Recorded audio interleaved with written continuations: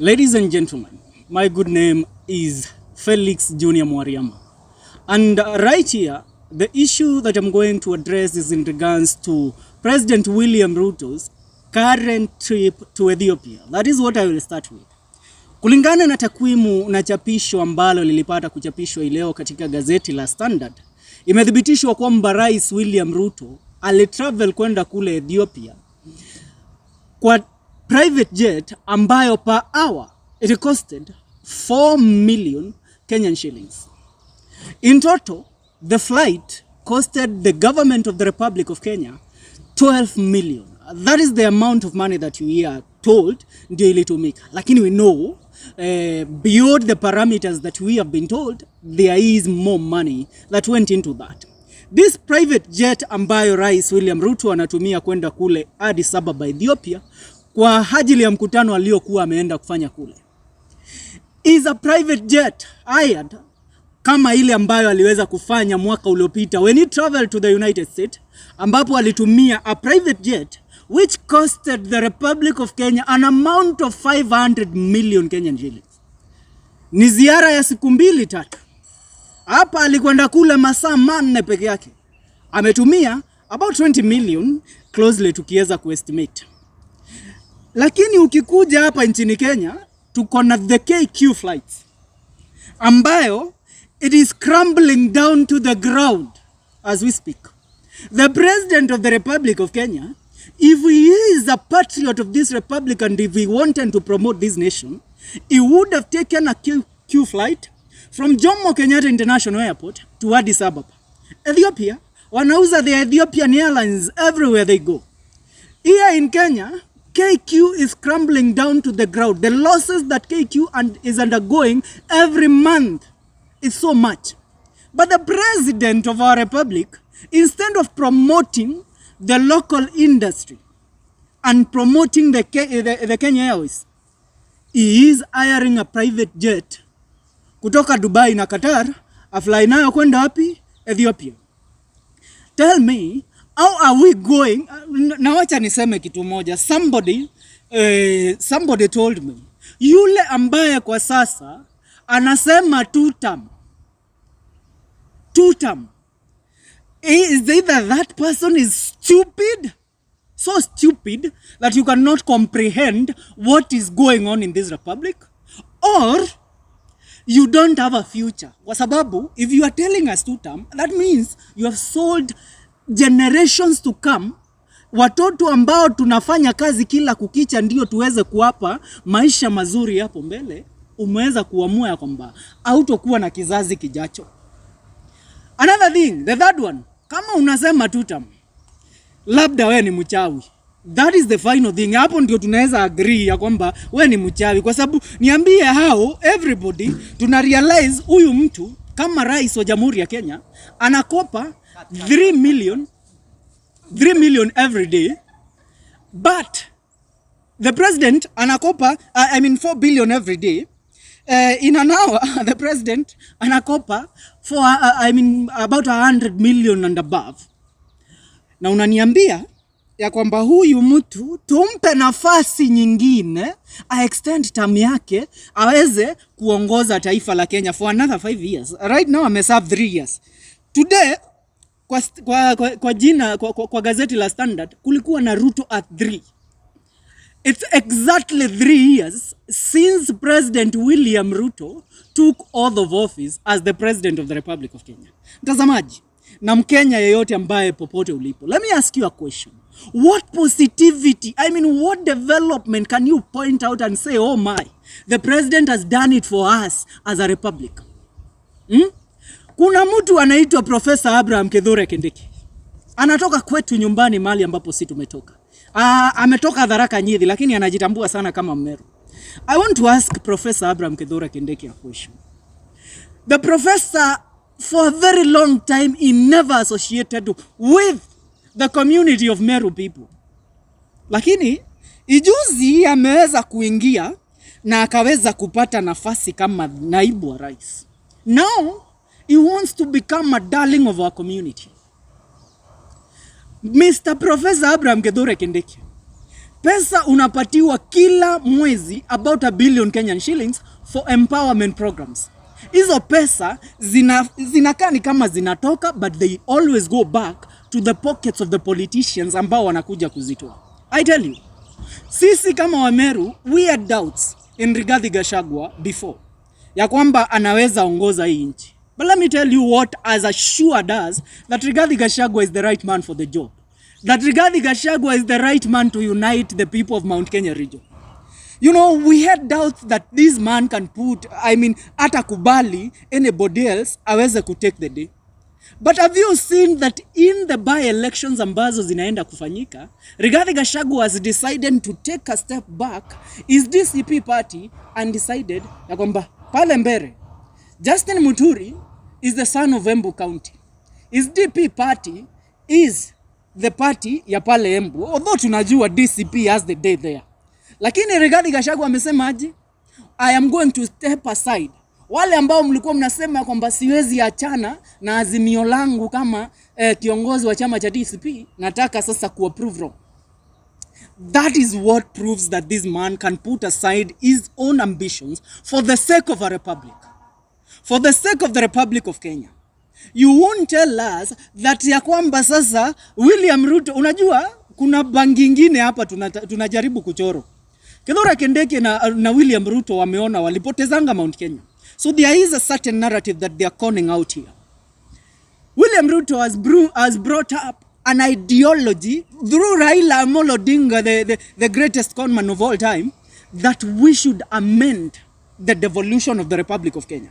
Ambapo tunahitaji kuunganisha kaunti tofauti hapa Mlima Kenya ziweze kuwa kaunti moja. And the first county that they started with ni kaunti ya Kiambu County, iunganishwe na Nairobi County. Then waje Mlima Kenya pale Meru County, waunganishe Meru County na Tharaka Nithi County. Then from Tharaka Nithi County waunganishe Embu County and Kirinyaga County. The reason why all this is being done ni ili watu wa eneo la Mlima Kenya, haswa watu kutokea Mount Kenya East, wagundue ya kwamba sisi kama watu wa Mount Kenya East, watu wa Embu na watu wa Kirinyaga, Kindiki ni wetu. So kama atapewa nafasi kama running mate wa William Ruto 2027, then why not vote him? Same thing pale Meru, wanapanga unganishe Meru na Tharaka. Ndio tuweze kuona ya kwamba Kindiki ametoka Tharaka. But tunajua on analyzing the data analytics za IEBC back in the year 2022, zile county Mount Kenya zilikuwa na numbers mingi, pale juu kulikuwa na Nakuru na Kiambu, number 3 was Meru County. So to pocket the people of Meru County, tuunganishe Tharaka Nithi na Meru, tuziite zote Meru County. So that sisi kama watu wa Meru, we will say, huyu ni mtoto wetu huyu. Wacha tuunge Rais William Ruto mkono. Nimekuambia ukisema tutam katika hii nchi kwa sasa, it's either you are mad, you are stupid, or you are a witch. Tunaelewana? Now let's get to the finishing point of it all. The international politics are playing a big role in the Republic of Kenya. Tunaelewa Rais William Ruto ni gaidi. If there is somebody that should be labeled as an enemy of the state of this republic, it's its own president, ni rais wetu sisi wenyewe. Speaking about it, ijuzi wameweza kuformulate a special committee that was sworn in, led by Professor Makao Motua, and a woman that we held so dear in high regard, Faith Odhiambo, the Law Society of Kenya president. Tulikuwa tumemuona kama mtu ambaye anajua haswa inchi inaelekea wapi. They were sworn in as the committee to seek compensation for the victims of the 2024 and 2025 demonstrations, anti-government demonstrations. But let me tell you one thing. Ruto afanya haya kwa sababu anataka muone ya kwamba anawapenda wa Kenya na anawajali wa Kenya. There is one thing going on. Ileo ni tarehe 9. It's when the 80th UNGA, or the United Nations General Assembly meeting, is kicking off in the United States, pale New York City. If there is one thing that the United Nations looks at during their meeting is the matter and the issue of human rights. The killings that happened in the Republic of Kenya during the year 2025 and the year 2024, it was the greatest violation of human rights. Rais William Ruto kuashua ndio aweze kupata nafasi ya kuzungumza pale United Nations General Assembly, ambapo tunaamini anaweza toka leo ama kesho kwenda kule United States. William Ruto atakuwa akienda kule ndio apate nafasi ya kujidefend kule. Ndio maana amesoya ina a shadow committee ya kutuambia anataka kukompensate wale waliweza kuiaga dunia katika maandamano ya mwaka 2024. We are not fools, Mr. President. You have joked with so many people, but right now you are dealing with an intellectual generation. A generation that knows the international politics and how they are played. Kenya, as Rigathi Gachagua exposed this money, is at the verge of losing its status as a major non-NATO ally. The United States imeweka Kenya at a microscope.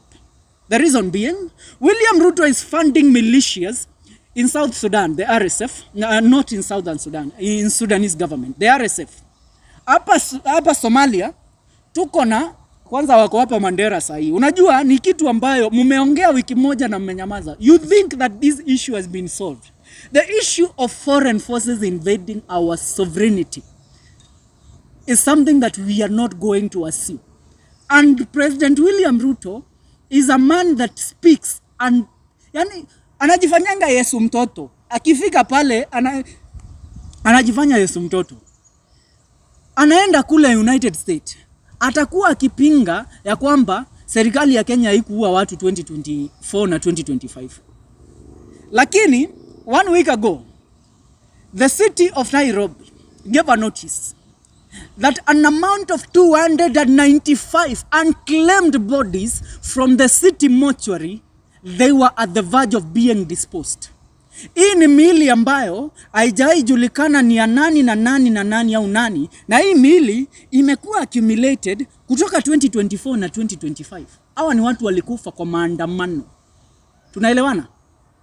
William Ruto anatuambia ameforma committee na kamati ya kuweza kukompensate hawa watu ambao waliuawa. Niambie, the 225 bodies that you people are telling us zinakwenda kutupwa, how will they be compensated?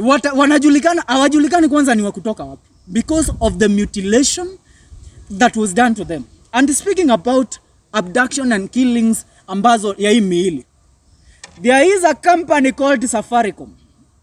Safaricom, yesterday in court, pale Milimani Law Court, a worker in the company confirmed to us the fears that we have been having for a very long time. Ya kwamba, wamekuwa wakipatiana data zetu kwa DCI na NIS, waweze kututrack. It's high time. Bwana Ndegwa, you are the CEO of Safaricom. We know that pale Safaricom, there is an office that is set up, ambayo inakuanga, it's an intelligence gathering office ambapo munapatiana data zetu pale. Anybody that is against the government of William Ruto kwa mtandao ya kijamii ako at the verge of being kidnapped. Tunaelewana? Pale, there is an office ambayo ina accumulate officers kutoka katika kikosi cha DCI na maafisa kutoka katika kitengo cha National Intelligence Service. So be warned that we are not asleep. A time is coming that we shall rise against you. A time is coming that we shall rise against the impunity that you have also been supporting. And that is William Ruto. Na sisi tunaambia Marekani kwa sasa tukikamilisha. The United States, it's high time you take action against President William Ruto. Anakuja kule to stand and address the United Nations General Assembly as a saint. Wananchi, marais wa nchi zingine wakizungumza jinsi ambavyo wameweza kufanyia nchi zao vitu za maana, William Ruto atakuwa pale pia akisema jinsi ambavyo amefanya vitu za maana kwa taifa la Kenya. We ain't fools. Kama mnatuunga mkono, It's high time you stop that. Ni hayo kwa sasa.